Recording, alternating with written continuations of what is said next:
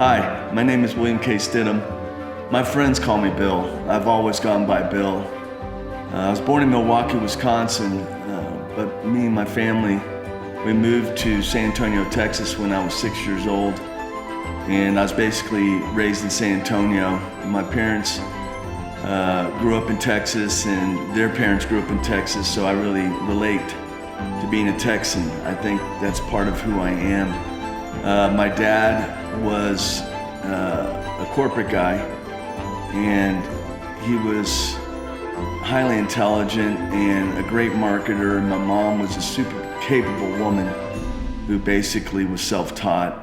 They basically, I think the way that the biggest impact they have on me after looking at it 55 years is that, you know, they loved me and they wanted what was best for me, but they also gave me this idea of how to work hard, how you have to work for everything that you get, and also that I was capable of doing anything that I wanted to as long as I put my mind to it and put the effort behind it. So I don't think that they had any idea that I was going to make a living being an artist.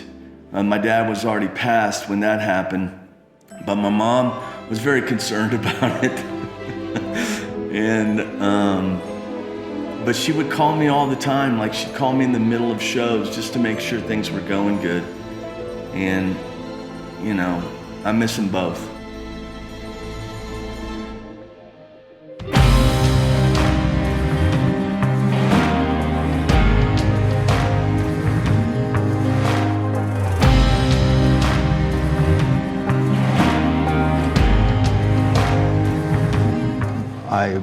The story is about William K. Stidham, Bill Stidham. We met such a long time ago. We've been best friends for about 48 years.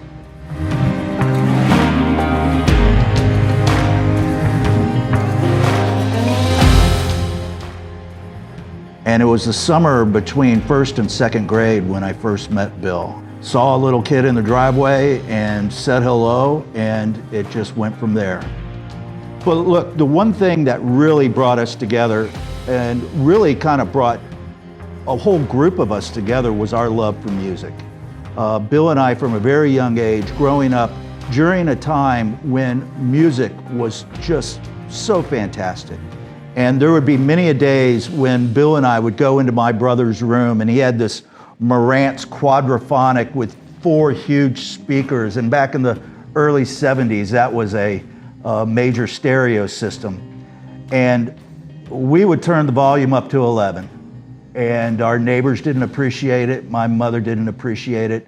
And I can tell you this, that Bill is probably one of the best air guitarists you have ever seen. And who we listened to in those early 70s was everybody from, oh my gosh, from the Beatles to Savoy Brown to Lynyrd Skynyrd to Boston to Rush. and we loved it so much. We would spend hours upon hours just sitting listening to music. In 7th grade, I do remember, Bill was taking art lessons. And I just thought it was, actually at the time, I thought it was bizarre because nobody else was taking art lessons. Nobody else was, picking up a pen and drawing on a pad. So Bill took art lessons for that 1 year. And to tell you the truth, we never heard about art for many, many years to come. It was a fantastic time to grow up in the 70s and early 80s.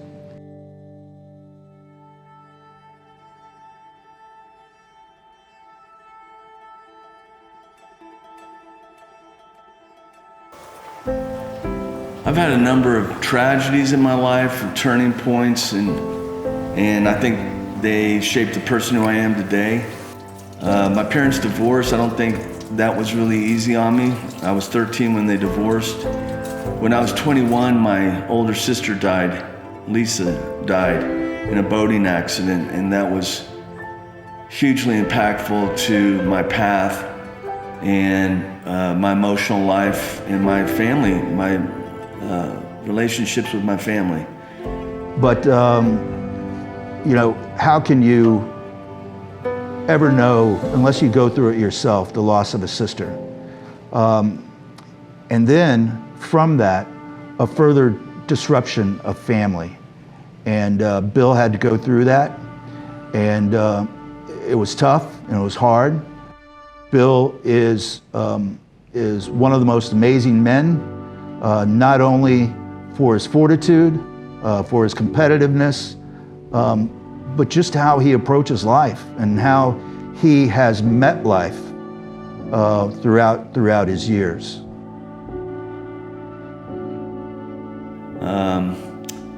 I think the next issue was when I was 19, I committed to myself that I wanted to write a novel and have a novel published before I was 30. And so when I was 27 years old, I was the #1 sales rep in the country for Provident Life and Accident. And I asked myself, is this all there is, And I quit that job, being on top, which I think is hysterical. And I went to Europe, and I traveled Europe for 3 months, and I came back and I started a novel, a contemporary fictional novel that is semi-autobiographical. I wanted it to be a modern-day Sun Also Rises. I finished that novel before I was 30. I had some help editing with a dear friend and mentor, FX Tool, Jerry Boyd, who ended up winning a number of prizes for a book that he wrote. So he was a great editor. I got an agent, and over the course of the next 2.5 years, we rewrote the novel, we pitched the novel, and the novel never got published. So that was a huge vacuum in my life. It was like something that I thought I was gonna do, it was who I thought I was gonna be. So when that didn't happen, I was pretty crestfallen, and I just decided I didn't want to write anymore. If it was too damn painful, and no one, if you're not published or on Oprah, then it really doesn't exist. But he devoted his heart to this novel. And it took him many, many years to get to the point where he felt he completed it. And at the time he completed it, I read it, I loved it. I loved it because I could see every scene on every page. I was there with him when he wrote that novel. And I was there with him when he lived those parts of the novel, those parts that were about himself and his family, and even though it was maybe written in metaphor. And what a fantastic piece of work. It was less of a novel that probably would be entertained by the standard public, by the general public. And it was more of a pouring out of a heart of life that needed to be shared. and heartache that needed to be shared. And it was fantastic, especially for those of us who love the man, especially for those of us who love the family. And although he never got the book published, I still believe that there is opportunity for this book to be published.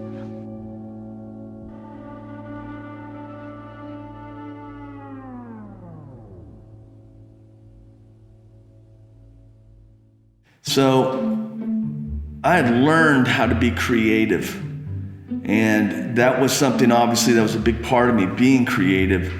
I went to, on a Sunday, I went to Walgreens and bought one of those little cheap-ass watercolor kits, and I started painting. And the first painting I did was a self-portrait. I find it very interesting because I've never done another self-portrait. But this was the first one, and it was me. It's very crude, and my hair's on fire. From there, I said, well, this is fun, and you could do something creative like in a couple of hours as opposed to 4.5 years trying to write a book and get it published. So I said, well, I had all this compulsion to paint now. I was working full time, and I just continued to paint and paint and paint. In my first series, Women Visions, I was just trying to paint through my anima, my own issues with my feminine side, and trying to figure that out. And I think it comes through those paintings. And then I started evolving as an artist. I mean, you start doing something and you're compelled to do it, and you get a lot of feedback, immediate, and I like that. I think I needed that at that time. So I just continued to paint and paint, but then I didn't know how to make it as an artist. I started doing one-man shows where I would go into coffee shops or bars or restaurants and create parties and events and try to sell artwork that way. And that lasted about 3 years. And 4 years, I was 4 or 5 years into that career, or into that, working full-time, painting at night, setting up these one-man shows. And I'd gotten very despondent. And I was at a point in my life at around age 40 that I said, okay, God, if you wanted me to be successful, why haven't I been successful yet? And it was such a restless feeling, and to have that restless feeling your entire life, 40 years is pretty hard on your psyche. So I started pouring wine, bourbon, water, coffee, whatever on top of my paintings to destroy them, because I was so sick of it. I wanted to quit, and I wanted to quit everything. So when I was trying to destroy these paintings, I was also trying to bring them back to life. So I would blow dry off all that stuff, and then I'd try to make the painting presentable again, and these were interesting results. I love his work. I remember the first time I saw it when I met him about 14 years ago. And by then, he was painting couples mainly, women and couples. And then I thought it was amazing, the colors that he used. But then his work has been progressing. I have seen how it has grown and how it has evolved through the years. And I'm very proud of being married to an artist who has created his own expression and who has been able to, make a living with it. So about that time, a dear friend of mine, Donna Galvanauskas, she'd been on me to paint Willie Nelson forever. And at that point, I was just like, I'm not gonna paint famous people. I mean, why? And sometimes you gotta be aware of people who come into your life and for the reasons they came into your life. So I finally said, yeah, I'll do Willie Nelson. I read the book, The Tao of Willie, which is an amazing book. And I sat down and I decided to use basically 3 colors: red for Willie, the redheaded stranger, black, and this metallic gold gouache that I was gonna use as a nimbus effect. But when I poured the water on top of that one, and I washed in the red and I washed in the gold and I blow dried it off, I literally thought I was coming outside of my body. Like I was floating. And I was just shaking and floating, and the painting, it turned out amazing. I took it to work the next day, and Summer Novak started crying when she saw it. So in a sense, I knew I was onto something.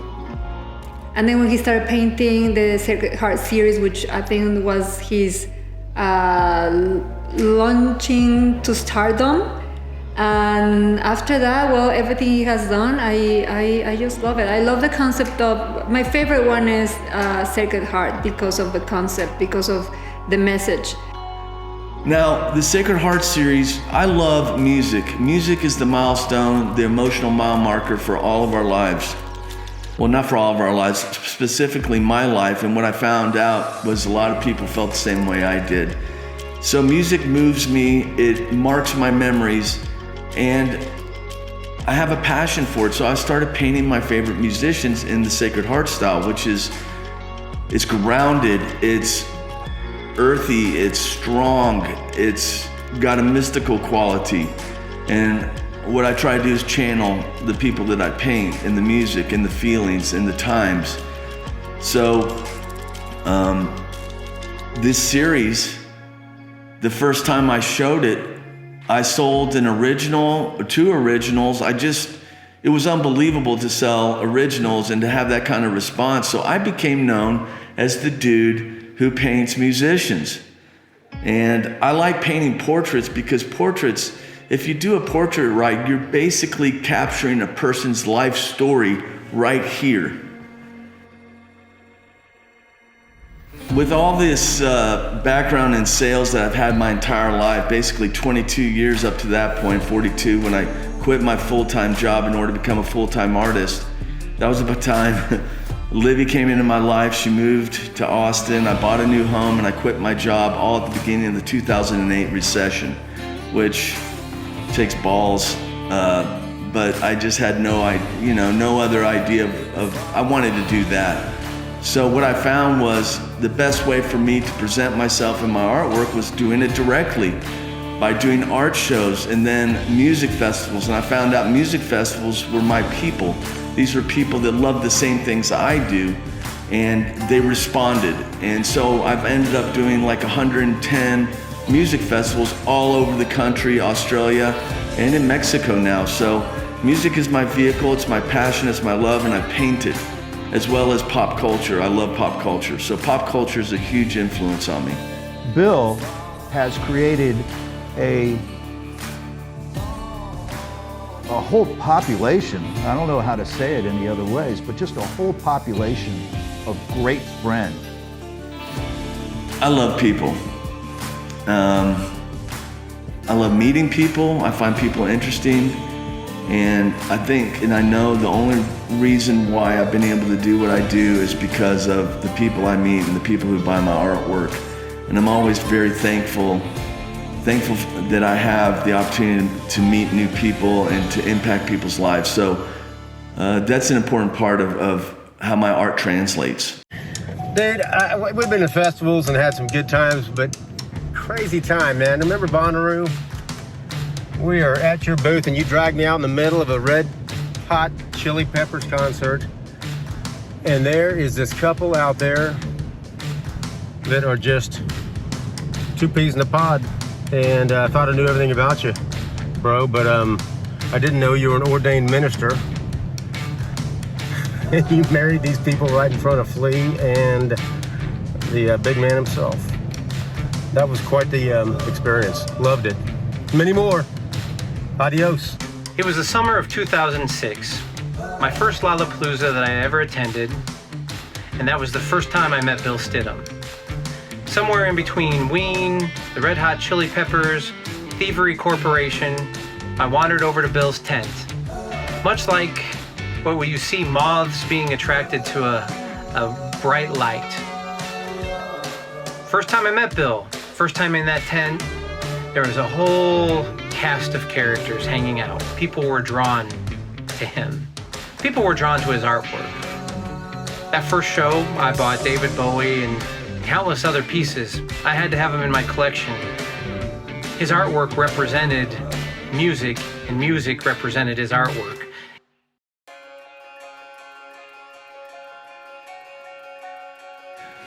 So, my mom died, which was a blow, but it was also a relief.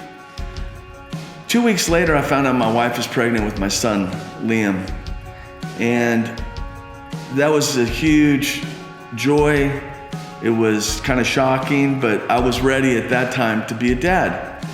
And, you know, I'm 49 years old at that point. I've had established our career, but I decided that the best thing for us to do was to move closer to Livy's family and move to San Miguel de Allende, Mexico. We built a house here.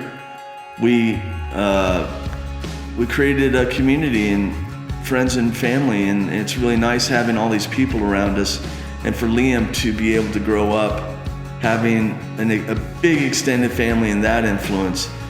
So San Miguel impacts my artwork in so many ways. I have a beautiful place to create it. There's a vibration here, there's an energy here that is really conducive to artwork. And I'm just gonna say the energy has had a huge impact on the quality of my art and the progress of my art. So this has been a really good move for us, and I'm really happy to be living in San Miguel in this beautiful house and with my studio and all the opportunities that presents.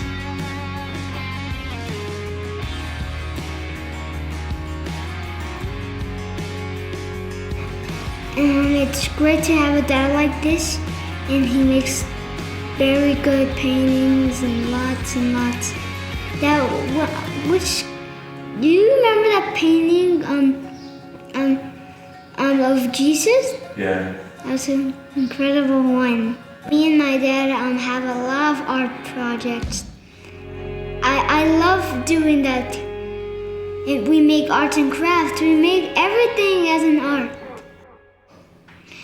Paintings just like you.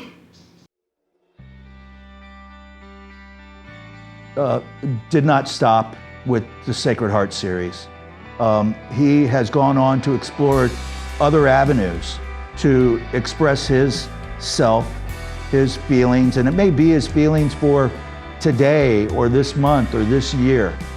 But you can always guarantee that Bill will express his heart through his art.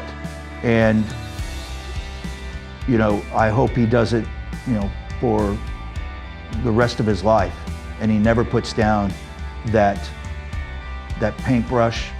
He never puts down the pen. And he never puts down or forgets about those people and those things that inspire him.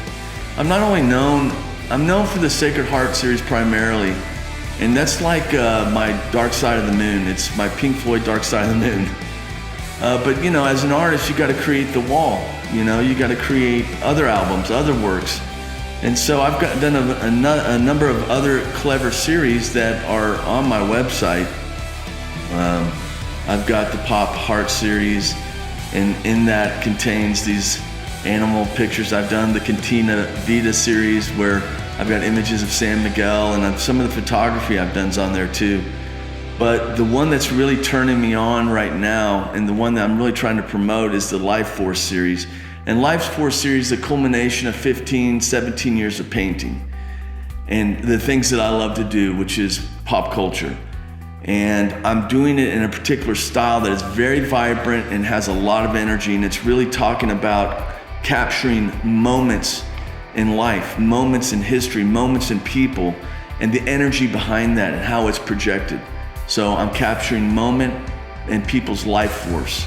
And it's a little bit more metaphysical than, let's say, the Sacred Heart series, which was about, you know, what are you doing with your Sacred Heart? This is more about how are you living your life, and are you living your life to its fullest potential? Part of the ego gets involved when you're an artist. Let's be real. You got to have a certain amount of strong ego because you're taking a lot of slings and arrows. People, they might not like your work. They might think John Lennon looks like Harry Potter. You know, you take a lot of abuse, but you also get a lot of the rewards. So the question is, like, how would I like to be remembered? Most importantly, I want to be remembered as a good dad, And first and foremost, as a good person, as someone who cares and someone who made a contribution to life, I want to be considered, that I did a good job being a good husband and a loving person.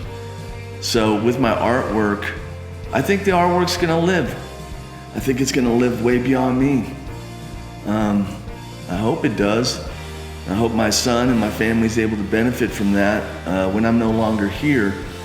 But it's its own style. I created my own style. God gave it to me, and I worked it. I did what I was supposed to do, and I'm continuing to do what I'm supposed to do, which is continue to evolve and work as an artist and trust in God that He's going to continue to provide and give me exactly what I need. Where do I see my artwork evolving? I'm shocked. I'm shocked by the evolution. I'm shocked by this new series. For a long time I did the Sacred Heart, and that's what I was known for. But I can't help myself but to paint this new series, Life Force. And it's just vibrant, and it came in the period of COVID where I had to be still, where I had to stay put, where I couldn't leave.